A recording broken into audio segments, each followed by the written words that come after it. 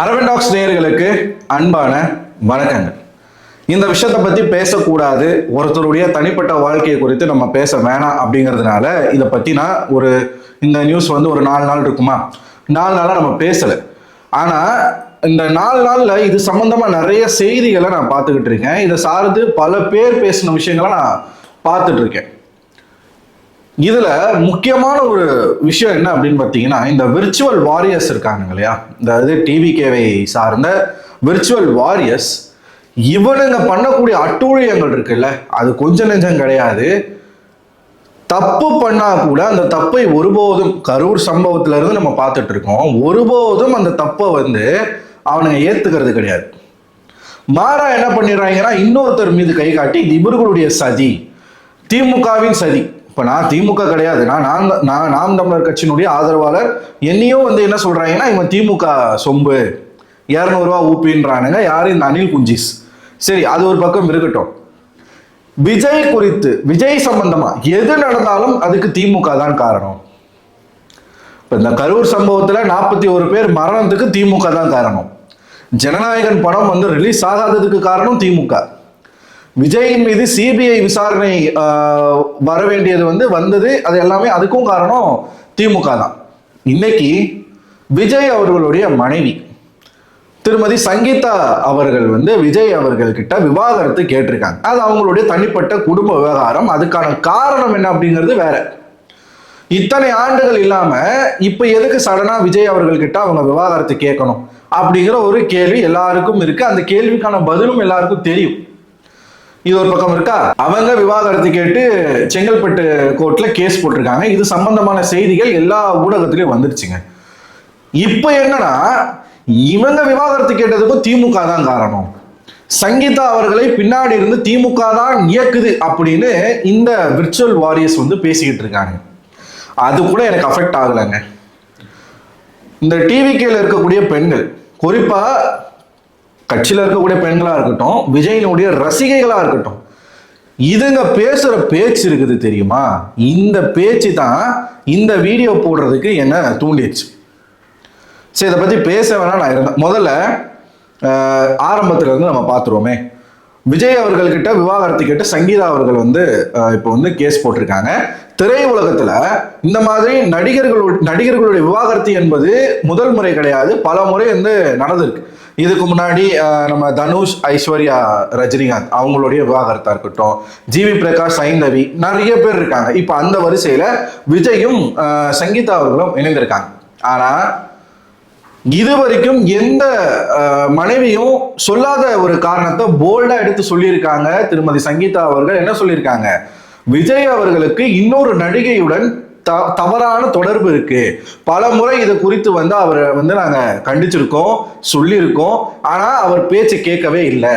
5 ஆண்டுகளா உடல் அளவுல இருந்தோம், மன அளவுல இருந்தோம், நாங்க பிரிஞ்சிருக்கோம், விலகி இருக்கோம். இது தொடர்ந்துகிட்டே இருக்கு, இதுக்கு மேல என்னால பொறுக்க முடியல, நான் விவாகரத்து கேட்கிறேன். மேலும் என்ன சொல்லியிருக்காங்க, இது நான் சும்மா சொல்லல, இது இன்னும் பெருசா போச்சு அப்படின்னா அந்த நடிகை யார் அப்படிங்கிற பேரை கூட நான் சொல்ல தயங்க மாட்டேன் அப்படின்னு சொல்லியிருக்காங்க. இதான் விஷயம். இப்போ இதுக்கு பின்னாடி புனையப்பட்ட கதைகள் என்ன அப்படின்னா, சங்கீதா அவர்களை திமுக தான் இயக்குது, திமுக தான் காசு கொடுத்து பேச வைக்குது. எது, சொந்த புருஷனுக்கு எதிராக கட்டின மனைவிய இன்னொரு கட்சிக்காரன் காசு கொடுத்தா பேசிடுவாங்களா அப்படின்னு இவனுங்க சொல்லிக்கிட்டு இருக்காங்க. இது ஒரு பக்கம் இருக்க. இந்த பெண்கள் கூட்டம் இருக்குல்ல, இந்த பெண்கள் கூட்டம், நான் இது வரைக்கும் டிவிகேல இருக்கக்கூடிய இந்த தொண்டர்களை நான் ரசிகர் கூட்டம்னு நினைச்சிட்டு இருந்தேன். ஆனா இப்பதான் புரியுது, இது ரசிகர் கூட்டம் கிடையாது, இது மிகப்பெரிய ஆபத்தான ஒரு கல்ட் குரூப். அதாவது தனி மனித போஜனம், தனி மனித துதிப்பாடு, தனி மனித வழிபாடு அப்படின்னு இருக்கு. இந்த கல்ட் குரூப்ஸ்லாம் அப்படிதான்.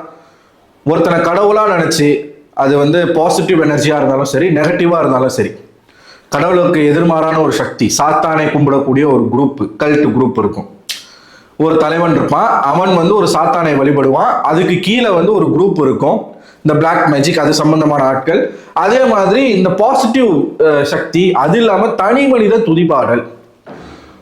உதாரணத்துக்கு மைக்கேல் ஜாக்சன் இருக்காருன்னு வச்சுக்கோங்களேன். இந்த மைக்கேல் ஜாக்சன் பின்னாடி ஒரு குரூப் இருக்கும். இந்த குரூப் வந்து மைக்கேல் ஜாக்சனை ஒரு ஆர்டிஸ்டா பார்க்காது, ஒரு கடவுளா பார்க்கும்.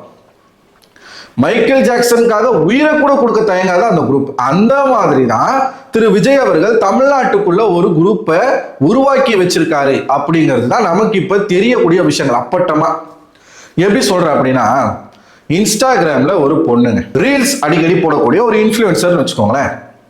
அந்த பொண்ணுடைய சமீபத்திய பதிவுகள் பார்த்தேன், அதுதான் என்னை இந்த வீடியோ பேச தூண்டி இருக்கு. பிளஸ் இன்னும் சில தற்கூரி தோழிகளுடைய வீடியோஸ்லாம் பார்த்தேன்.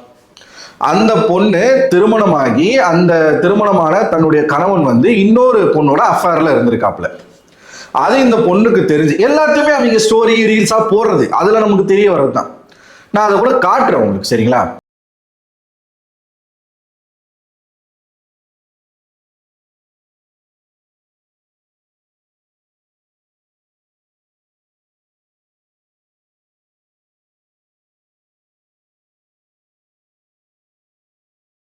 அது இந்த பொண்ணுக்கு தெரிஞ்சு பிரச்சனையாகி என்னை ஏமாத்திட்டான் அப்படின்னு சொல்லி விஷமருந்தி அரசு மருத்துவமனையில் அனுமதிக்கப்பட்டு உயிர் காப்பாற்றப்பட்டு திரும்ப வந்து அந்த பொண்ணு புதுசா ஒரு வாழ்க்கையை ஆரம்பிச்சு. இது சம்பந்தமா ஒரு வீடியோ போடுறதுல இருந்து ஸ்டேட்டஸ் போடுறதுல இருந்து போஸ்ட் போட்டு அந்த கணவரை அசிங்கமா திட்டுற வரைக்கும் இந்த பொண்ணு பண்ணிக்கிட்டு இருக்கு. அதாவது எனக்கு அவன் துரோகம் பண்ணிட்டான், இன்னொரு பொண்ணோட அஃபார்ல இருந்துட்டான், அவன் ஆம்பளையே கிடையாது, அவன் அந்த பையன், அவன் இந்த பையன் அப்படின்னா அவனை போட்டு கிளின்னு இந்த பொண்ணு கிழிச்சுக்கிட்டு. நியாயமான கோவம். எந்த பொண்டாட்டிக்கா இருந்தாலும் கட்டின புருஷா இன்னொரு பொண்ணோட தொடர்புல இருக்கும் போது நியாயமா கோவம் வரணும்.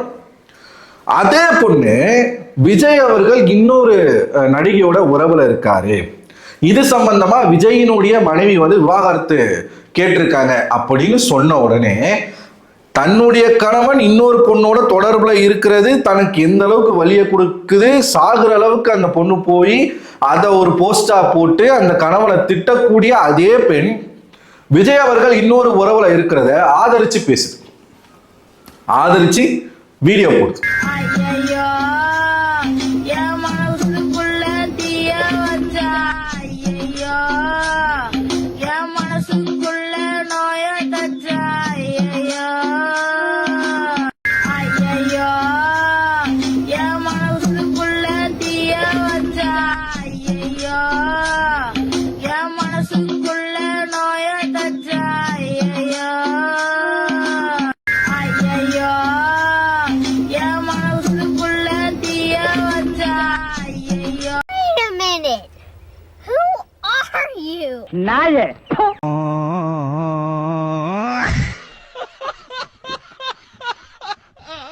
நாங்கள் விஜயுடன் நிற்கிறோம். இவர் வந்து வெறும் ஆக்டர் கிடையாது. அவர் சிரிச்சா நாங்க சிரிப்போம், அவர் அழுதா நாங்க அழுவோம், அவர் சந்தோஷப்பட்டா நாங்க சந்தோஷப்படுவோம், அவர் சோகமா இருந்தா நாங்களும் சோகமா இருப்போம். அவர் வந்து வெறும் ஆக்டர் கிடையாது அப்படின்னு அதே பொண்ணு ஒரு போஸ்டர் போடுது. இது ஒரு பக்கம். நான் சொன்ன இல்லையா, தனி மனித துதிபாடல். இது வந்து ஒரு ரசிகர் கூட்டம் கிடையாது, இது வந்து ஒரு கல்ட்டு குரூப்பா மாறிக்கிட்டு இருக்கு. இந்த கல்ட்டு குரூப்னு நான் எப்படி சொல்றேன்னா, கரூர் சம்பவத்தில் நீங்க எடுத்துக்கிட்டீங்கன்னா 41 பேர் உயிரிழந்தது ஒரு பக்கம். அந்த 41 பேர் இறந்து போனாங்க இல்லையா, அந்த சம்பவத்தில் பாதிக்கப்பட்ட அம்மாக்களா இருக்கட்டும், ஒரு அம்மாலாம் சொல்லுது, என் பையன் செத்து எனக்கு தளபதி கிட்ட பேச வச்சிருக்கான்.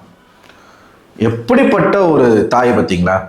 என் மகன் அவன் உயிரையே சாக்ரிஃபைஸ் பண்ணிட்டு விஜய் கிட்ட பேச வச்சிருக்கான். ஒண்ணு, குழந்தை போனா பரவாயில்ல, இன்னொரு குழந்தைய பெற்றுக்கலாம், தளபதி விட்டா இன்னொரு தளபதி கிடைப்பாரா? இன்னொரு குரூப், என் புள்ள செத்துட்டான் பரவாயில்ல, தளபதி நல்லா இருக்கும், அவருக்கு எந்த பிரச்சனையும் வரக்கூடாது. இப்படி இவங்க ஒரு பக்கம் பேசிக்கிட்டு இருக்காங்க. இப்போ சங்கீதா அவர்களுடைய விவகாரத்துல சில பெண்கள் என்ன சொல்லுதுங்கன்னா, அவருக்கு நாங்க வந்து பல தங்கச்சிகள் இருக்கோம், பல அக்கா சகோதரிகள் இருக்கோம், நாங்க பொண்டாட்டியா கூட இருந்துட்டு போறோம், என்ன பிரச்சனை அப்படின்னு ஒரு பொண்ணு பேசுது. ஒரு நடிகன் 50 வயசு ஆயிடுச்சு, 20 வயசுல ஒரு பையன் இருக்கான், இன்னும் 4 வருஷத்துல அந்த பையனுக்கு திருமணமோ என்னமோ நடக்கணும். அவர் ஒருத்தர் ஒரு இல்லீகல் அஃபேர்ல இருக்காரு, அது வந்து ஒரு லீகல் அஃபேர் கூட கிடையாது, இல்லீகல் அஃபேர்ல இருக்காரு. அத ஒரு பொண்ணு என்ன சொல்லுது, நாங்க பொண்டாட்டியா கூட இருக்கோம் அவருக்கு அப்படின்னு ஒரு பொண்ணு வாயிலிருந்து இப்படி ஒரு வார்த்தை வருது அப்படின்னா, சராசரியா நார்மலா இருக்கக்கூடிய பீப்புள் வாயில இருந்து இந்த வார்த்தை வருமா? அப்ப எப்படா விஜய்க்கு சான்ஸ் கிடைக்கும் நம்ம பொண்டாட்டி ஆகலாம் தான் நீங்க எல்லாம் வெயிட் பண்றீங்களா? விட்டா எத்தனை பேர் வந்து விஜயை வந்து ப்ரொபோஸ் பண்ணி ஒரு பொண்ணெல்லாம் நான் வந்து 30 வருஷமா விஜய் லவ் பண்ணிக்கிட்டு இருக்கேன், இது விஜய் அப்பாவுக்கு தெரியும்னு சொல்லுது. அப்படி என்ன இருக்கு விஜய் கிட்ட? அவர் ஒரு நடிகர், பணத்துக்காக நடிக்கக்கூடிய ஒரு துறை. அவரும் ஒரு சாதாரண ஒரு ஹியூமன் தான். ஆனா விஜய் வந்து ஒரு கடவுள் போலவும் ஒரு சூப்பர் ஹீரோ போலவும் அப்படி வந்து இவங்க நினைச்சுக்கிட்டு அப்படி ஒரு கனவு உலகத்துல வாழ்ந்துகிட்டு இருக்காங்க. எந்த அளவுக்கு இந்த சினிமா அப்படிங்கிறது மக்களை வந்து உளவியலா பாதிச்சிருக்கு அப்படிங்கிறது இந்த சம்பவத்து மூலமா தெரியுது நமக்கு. இது எங்க போய் முடிய போகுதுன்னே தெரியல. இப்படியெல்லாம் சமூக வலைதளங்களை கேவலமா பேசிக்கிட்டு இருக்கக்கூடிய இந்த தற்கூரி கூட்டம் மற்றவங்களுக்கு நாகரிக பாடத்தை எடுத்துக்கிட்டு இருக்கானுங்க. இதுதான் இருக்கிறதுலே உச்சக்கட்ட வேடிக்கை. அது எப்படிங்க சார்? விஜய் அவர்களை வந்து அவங்களுடைய மனைவி வந்து விவாகரத்து கேட்டு ப்ராப்பரா கோர்ட்ல கேஸ் போட்டா அது அவங்களுடைய தனிப்பட்ட வாழ்க்கை. மதன் கௌரி எல்லாம் பேசவே இல்லை. இந்த மதன் கௌரி தான் இதுக்கு முன்னாடி நடந்த அத்தனை விவாகரத்தை பத்தியும் ஒண்ணு விடாம பேசினவர். விளையாட்டுல ஹர்திக் பாண்டியால இருந்து ஷிகர் தவான்ல இருந்து இங்க சினிமாவில் ஜெயம் ரவி அவங்களுடைய அர்ச்சனா அவர்களுடைய விவாகரத்தா இருக்கட்டும், எல்லாத்தையும் அதாவது நீங்க உலகத்துல நடக்கிற நம்மளை சுத்தி நடக்கிற எல்லா விஷயத்தையும் நீங்க வந்து 10 நிமிஷத்துல தெரிஞ்சுக்கணும்னா நம்ம சேனல்ல சப்ஸ்கிரைப் பண்ணுங்க அப்படின்னு சொல்லுவாப்புல.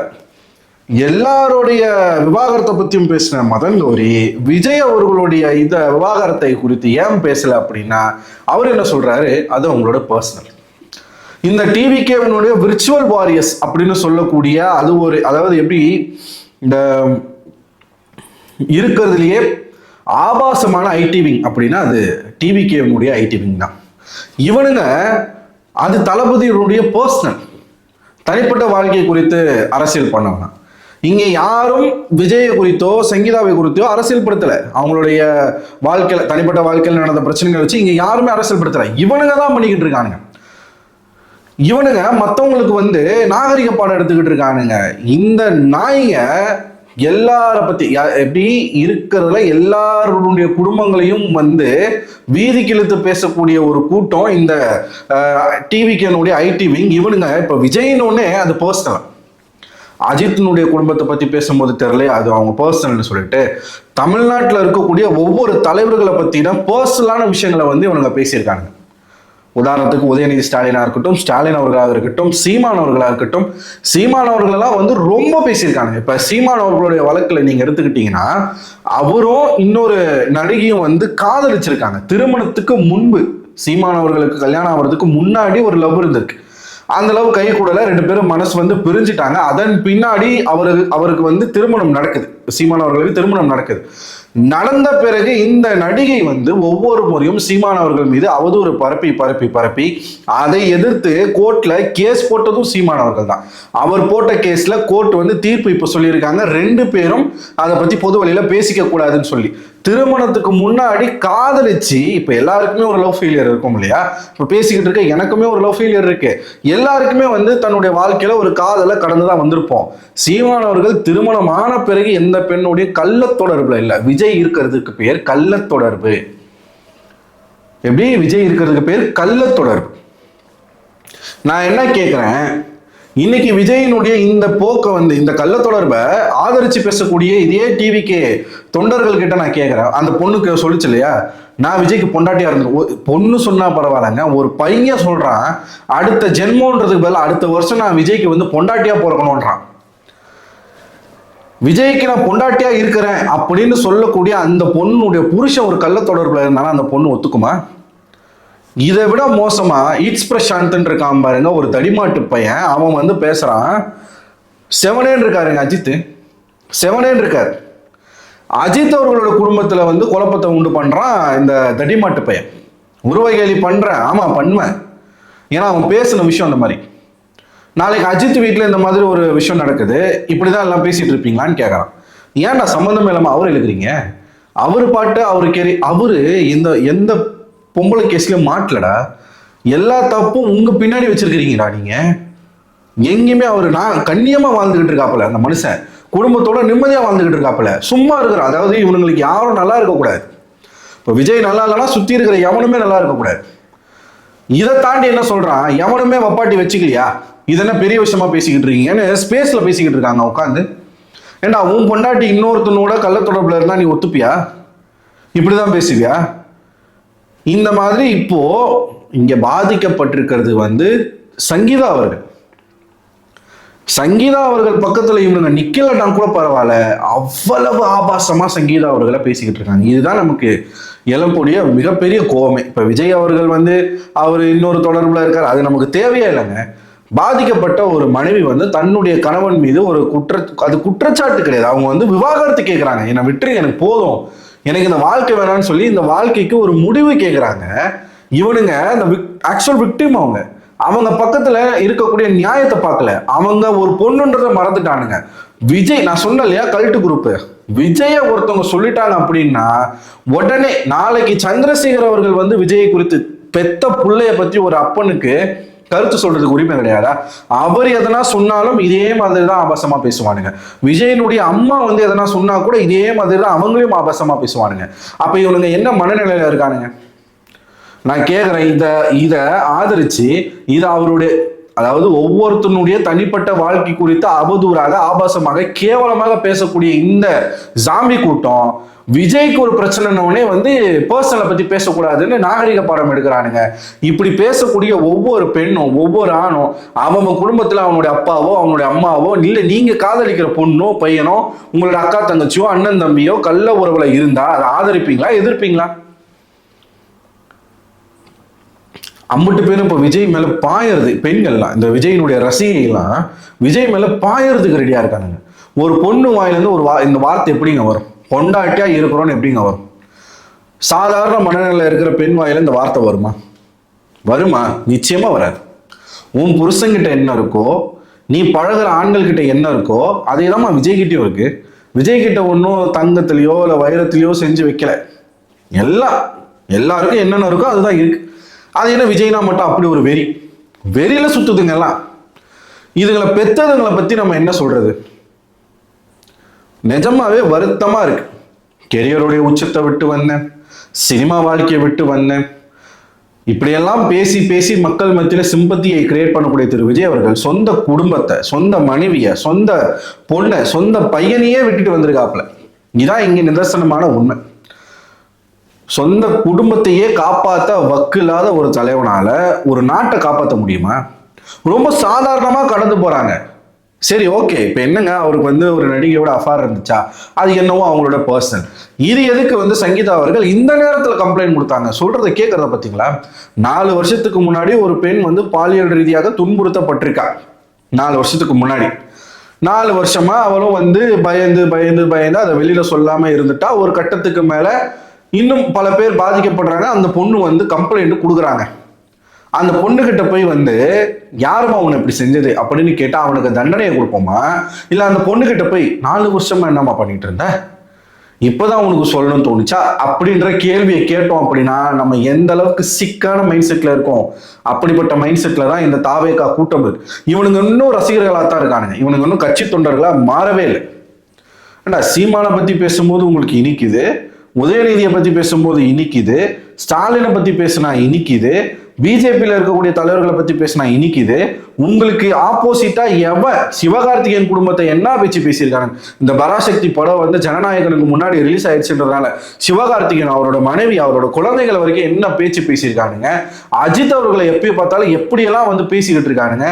அடுத்தவனுடைய குடும்பத்தை நோண்டும் போது உங்களுக்கு இனிக்குது, விஜயை பத்தி பேசும்போது மட்டும் அது பர்சனல், அதை பேசாதீங்கன்னு உங்களுக்கு கசக்குது அப்படின்னா உனக்கு வந்த அர்த்தம் மற்றவனுக்கு வந்தா தக்காளி சட்னியா? எந்த ஒரு நபரினுடைய தனிப்பட்ட வாழ்க்கை குறித்தும் பொது வழியில பேசுவது என்பது கண்டனத்துக்குரியது, அது பேசக்கூடாது. ஆனா இவனுங்க பேசுறதோட மட்டும் இல்லாம இன்னைக்கு பாதிக்கப்பட்ட பெண் வரைக்குமே அவனுங்க வந்து ஆபாசமா பேச ஆரம்பிச்சிருக்கானுங்க. இதுக்கு அனைத்து இந்திய மகளிர் அமைப்பு வந்து மிகப்பெரிய கண்டனத்தை கொடுத்துருக்கு. இன்னைக்கு மிகப்பெரிய கண்டனத்தை கொடுத்துருக்கு. நான் சொல்றேன்ல, விஜய் அழிய போறது விஜயினால அல்ல, விஜய் அழிய போறது கூட இருக்கக்கூடிய தொண்டர்களால. தன்னுடைய தலைவன் ஒரு தவறு செஞ்சிட்டான் அப்படிங்கிற அந்த தவறை ஏற்றுக்கொள்ள மனம் இல்லாம யாரெல்லாம் உன் தலைவன் இந்த மாதிரி பண்ணிட்டான் அப்படின்னு சொல்றாங்களோ அவங்க அத்தனை பேர் மீதும் வன்மத்தை கொட்டுவதும், சேற்றை வாரி எரிப்பதும், மிக ஆபாசமான வார்த்தைகளை வந்து குறிப்பிட்டு அவங்களை திட்டுறதும், இது வந்து ஒரு ஒரு சரியான ஒரு மைண்ட் செட் கொண்ட ஒரு கும்பல் கிடையாது. நிச்சயமா இவங்க எல்லாருமே வந்து மனநல பரிசோதனை செய்யணும். சைக்காட்டிஸ்ட் கிட்ட இவங்களை வந்து ட்ரீட்மெண்ட்டுக்கு அனுப்பணும். என்ன மைண்ட் செட்ல இவங்க இருக்காங்க அப்படிங்கிறத வந்து இந்த பார்க்கக்கூடிய பெற்றோர்கள் உங்களுடைய பிள்ளைகளை யாரெல்லாம் விஜய்க்கு ஆதரிக்கிறது தப்பு கிடையாது. இந்த விஷயத்துல கூட விஜய் ஆதரிக்கிறது என்பது அந்த பெற்றோர்கள் வந்து தயவு செய்து உங்களோட குழந்தைகளை வந்து ஒரு மனநல காப்பத்துக்கு கொண்டு போங்க. சரி, பிள்ளைகளை விடுங்க, பெற்றவங்களும் அப்படிதான் இருக்கு. கொஞ்சம் முன்னாடி இதே வீடியோல சொல்லியிருப்பேன், தன்னுடைய சொந்த பையன் இறந்தாலும் பரவாயில்ல, குழந்தை இறந்தாலும் பரவாயில்ல, விஜயை பார்த்துட்டேன்னா விஜய் நல்லா இருக்காரா, 6 மாசம் 7 மாசம் கர்ப்பமா இருந்தாலும் பரவாயில்ல, நான் விஜயை பார்க்க வரேன், குழந்தை போனாலும் பரவாயில்ல, நான் இன்னொரு குழந்தைய பெற்றுக்கிறேன், விஜய் போனா கிடைப்பாரா. விஜயகாந்த் கூட விஜயை கம்பேர் பண்றானுங்க. யார் இவனுங்க? இப்படி பேசி தான் விஜயகாந்த் அப்படிங்கிற ஒரு மாபெரும் தலைவரை வந்து அழிச்சிட்டாங்க. இப்ப விஜயும் அழிக்க போறாங்க. ஏண்டா இந்த செருப்பும் ஒன்னாடா உங்களுக்கு? விஜயகாந்த் என்னைக்கு இந்த மாதிரி தவறான விஷயத்துல அவர் பேர் வந்திருக்கு? அவருக்கு இருந்த ஒரே பழக்கம் மதுபானம். அது மட்டும்தான் அவருக்கு இருந்த ஒரே ஒரு கெட்ட பழக்கம். அதனால மட்டுமே அவருக்கு வந்து பிரஸ் கிட்ட பேசின விஷயங்களா இருக்கட்டும், நிறைய ஒரு சின்ன விஷயங்கள், என்றைக்கும் கண்ணியத்தை விட்டு கொடுக்காத ஒரு மனுஷன் விஜயகாந்த் போய் நீங்க வந்து விஜயோட கம்பேர் பண்ணீங்கன்னா அது விஜயகாந்த் ஆத்மா கூட உங்களை மன்னிக்காது. அதான் நான் சொல்ல பாத்தீங்களா, எல்லாத்தையும் விட்டு வந்தேன், மக்களுக்காக வந்தேன் அப்படின்னு சொல்லிட்டு கடைசியில சொந்த குடும்பத்தையே விட்டுட்டு வந்திருக்கிறேன். எனக்கு தெரிஞ்சு டிவிகே அப்படிங்கிற இந்த கட்சி வந்து அதிமுக போலதான் மாறும்னு நான் நினைக்கிறேன். எப்படி எம்ஜிஆர் கூடவே ஜெயலலிதா இருந்து எம்ஜிஆருடைய இறப்புக்கு பிறகு ஜெயலலிதா அந்த கட்சியினுடைய தலைவராகி அப்புறம் முதலமைச்சர் ஆனாங்களோ, அதே மாதிரிதான் டிவிகேவும் விஜய் அவர்களால் ஆரம்பிக்கப்பட்டு நாளைக்கு திருசா கையில போய் முடிய போகுது அப்படின்னு எனக்கு தோணுது. இன்னைக்கு விஜய்க்கு விசில் அடிக்கிறவன், இன்னைக்கு விஜய்க்கு போஸ்டர் ஓட்டுறவன், இன்னைக்கு விஜய்க்காக உயிரை கொடுக்குறவன் அத்தனை பேரும் நாளைக்கு திருசா பின்னாடி சுத்தினாலும் சுத்துவானுங்க. இது நடக்கும். அந்த நடிகை வேற யாரும் இல்ல, திருசா தான். அது எல்லாருக்கும் தெரியும். நமக்கு என்ன கவலையா இருக்குன்னா, ஒரு தமிழ் சமூகத்துல இருக்கக்கூடிய அறிவாய்ந்த ஒரு கூட்டம் இப்படி மழுங்கி போய் ஒரு நடிகன் பின்னாடி நான் பொண்டாட்டியா இருக்கேன் அப்படின்னு ஒரு பொண்ணு என்னன்னா அழுவுது, வீடியோ போட்டு எங்க அண்ணனை ஏன்டா அப்படி சோதிக்கிறீங்கன்னு கேக்குது. இப்படிப்பட்ட ஒரு கும்பலா மாறி நிக்கிறீங்களே, இது எப்படி வந்து நம்ம திரும்பவும் இவங்களை எப்படி நம்ம சரி செய்ய போறோம்? என்ன கேட்டா இவங்களெல்லாம் ஒண்ணுமே பண்ண முடியாது. இது நான் சொல்றேன்ல, இது வந்து நார்மலான ஒரு ரசிகர் கூட்டம் கிடையாது. இது ஒரு கல்ட்டு குரூப். எழுதி வச்சுக்கோங்க. விஜய் இந்த 2026 ஒருவேளை ஜெயிக்கல அப்படின்னா, இன்னைக்கு ஓபிஎஸ் போய் திமுக சேர்ந்தாரு, ஒரு முன்னாள் முதலமைச்சர். கமலஹாசன் கட்சி ஆரம்பிச்சு போய் திமுக சேர்ந்துட்டாரு. விஜயகாந்த் கட்சி ஆரம்பிச்சாரு, இன்னைக்கு திமுக போய் சேர்ந்திருக்காரு. ஒருவேளை விஜய் இந்த எலெக்ஷன்ல தோத்துட்டாருன்னா, தோத்துருவாரு, அவர் ஜெயிக்கிறதுக்கு வாய்ப்பு கிடையாது. தோத்துட்ட பிறகு ஒண்ணு மற்றவர்களை போல அவரும் திமுக போய் தன்னுடைய கட்சியை இணைச்சிட்டு சேரலாம், இல்லைன்னா கட்சியை கலைச்சிட்டு மறுபடியும் நடிக்கிறதுக்கு போகலாம். அப்படி ஒருவேளை விஜய் அவர்கள் ஜெயிச்சிட்டாரு, ஒரு பேச்சுக்கு ஜெயிச்சிட்டாரு அப்படின்னா, இன்றைக்கு விஜய் அவர்கள் கையில இருக்கக்கூடிய இந்த டிவிகே அப்படிங்கிற இந்த கட்சி நாளைக்கு திருசா அவர்களுடைய கைகளுக்கு போகும். இது சத்தியம்.